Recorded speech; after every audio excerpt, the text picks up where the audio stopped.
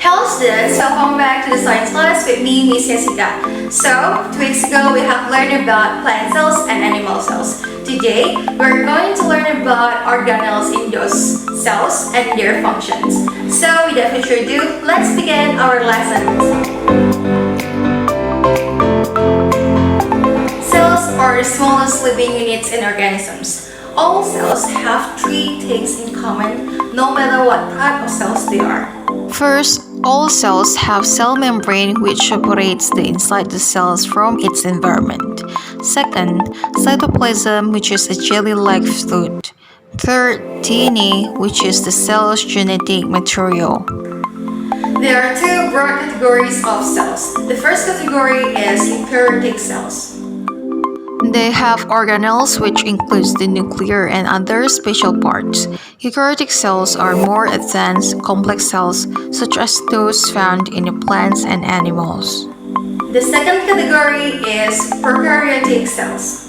They don't have a nucleus or membrane-enclosed organelles. They do have a genetic material, but it's not contained within a nucleus. Prokaryotic cells are always one-celled or unicellular organisms, such as bacteria. Since we are going to learn about organelles and their functions, and then what are organelles? Organelles means little organs. Organelles are the specialist part of the cells that have a unique job to perform. Let's start with the nucleus, the control of the cells. Nucleus is the largest cell organelles. Nucleus is surrounded by 2 membranes that we call as nuclear envelope. Nuclear envelope has many small pores that we call as nuclear pores.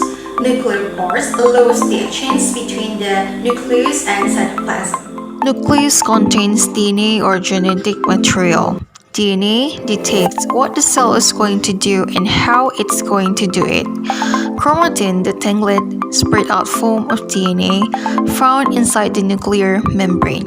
When the cell is ready to divide, DNA condenses into structures known as chromosomes. The nucleus also contains a nucleolus, which is a structure where ribosomes are made. After ribosomes leave the nucleus, they will have important job of synthesizing or making proteins. Ribosomes. Ribosomes are very small organelles around 25 nanometers. Ribosomes are made from RNA and proteins. Outside the nucleus, the ribosomes and the rest of organelles float around in cytoplasm, which is the jelly-like substances. Ribosomes may wander freely within the cytoplasms or attached to the endoplasmic reticulum, sometimes abbreviated as ER. Endoplasmic reticulum. Endoplasmic reticulum, also known as ER. There are 2 types of ER, which are rough ER and smooth ER. Rough ER has ribosomes attached to it, and smooth ER doesn't have ribosomes attached to it. The endoplasmic reticulum is a membrane-enclosed passageway for transporting materials such as proteins synthesized by ribosomes. Golgi body. Golgi body is a set of flattened sacs. They are used to process and bundle macromolecules like proteins and lipids since they are synthesized within the cells. Proteins and other materials emerge from the endoplasmic reticulum in small vesicles where the Golgi body receives them. As proteins move through the Golgi body, they are customized into forms that the cells can use. The Golgi body does this by folding the proteins into usable shapes or adding other materials onto them, such as lipids or carbohydrates. Vacuoles. Vacuoles are membrane-bound sacs within the cytoplasms. Vacuoles in the mature plant cells tend to be very large, and they are extremely important in providing structural support as well as for the storage, waste disposals, protections, and growth. But in the animal cells, vacuoles tend to be very small, and then they are commonly used to temporarily store the materials or to transport the substances. Lysosomes. Lysosomes are spherical sacs surrounded by a single membrane and they have no internal structures.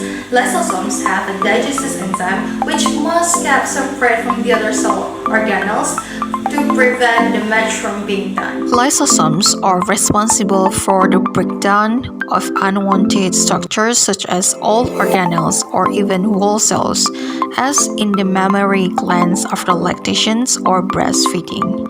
In white blood cells, lysosomes are used to digest the bacteria.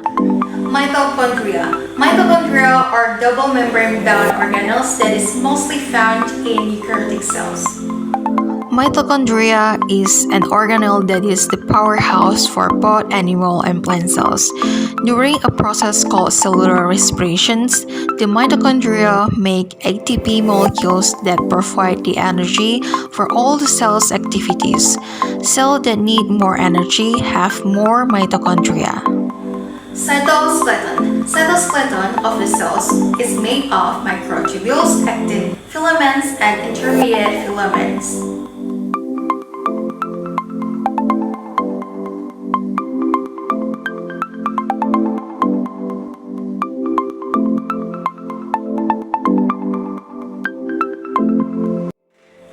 Some organisms like plants, which are photoautotrophic, they capture sunlight for energy, and they have an organelle called chloroplast.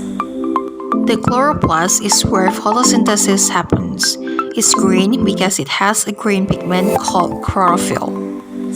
Cell walls. Cell walls is a structural layer surrounding some types of cells, just outside the cell membranes. Plant cells have a cell wall outside of their cell membranes that shape, support, and protect the plant cells. Animal cells never have a cell wall. That's all about our lesson today. Don't forget that we're going to have a small test on the fourth meeting, and don't forget to do the exercise and the skill assessment on Edmodo. See you on a steady.